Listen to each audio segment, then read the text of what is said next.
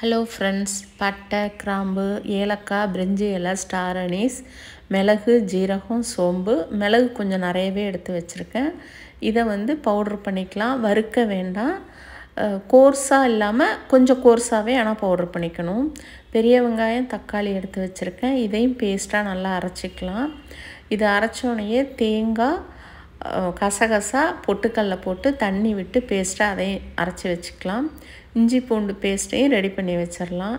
ஒரு குக்கரில் எண்ணெயும் நெய்யும் விட்டு அதில் நம்ம பவுட்ரு பண்ணதை போட்டுட்டு அது கூடவே சின்ன வெங்காயமும் தக்காளியும் கருவேப்பிலை மட்டும் போட்டு நல்லா வதக்கிக்கலாம். தாளிக்கிறதுக்கு இந்த பொடியோட சின்ன வெங்காயமும் தக்காளி கருவேப்பிலை போடுறப்ப அந்த வாசனை அந்த நெய்யில் ரொம்ப நல்லாயிருக்கும். இப்போ கொத்தமல்லி போட வேண்டாம். இது இந்த ஆட்டு ஈரல் கிரேவி இட்லி, தோசை, சப்பாத்திக்கு நல்லாயிருக்கும். ரச சாதத்துக்கும் தொக்கு மாதிரி வச்சோம்னா ரொம்ப நல்லாயிருக்கும். சாதத்துக்கு பிசைஞ்சு சாப்பிடவும் ரொம்ப நல்லாயிருக்கும். இது ஈரல் சாப்பிடாத பிள்ளைங்க கூடயும் இதை சாப்பிட்றோம்.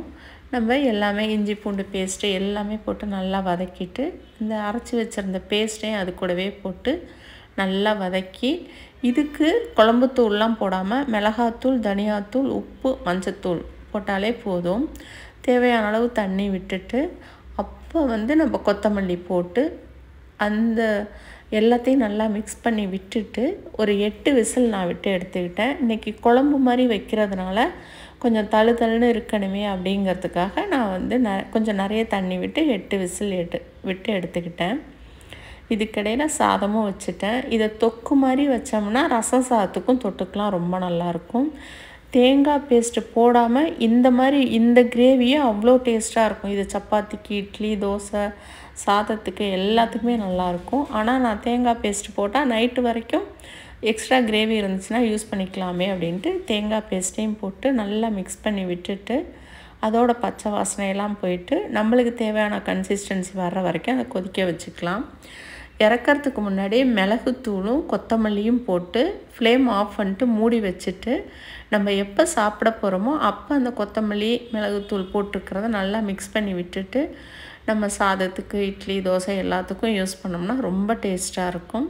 அன்றைக்கி நான் ரசமும் வச்சுருந்தேன். மீதி இருந்தால் நைட்டுக்கு இட்லி, தோசை, சப்பாத்தி எது வேணாலும் நம்ம யூஸ் பண்ணிக்கலாம், எதுக்கு வேணாலும் அப்படின்ட்டு. இடையில சாதமும் வச்சுட்டேன்.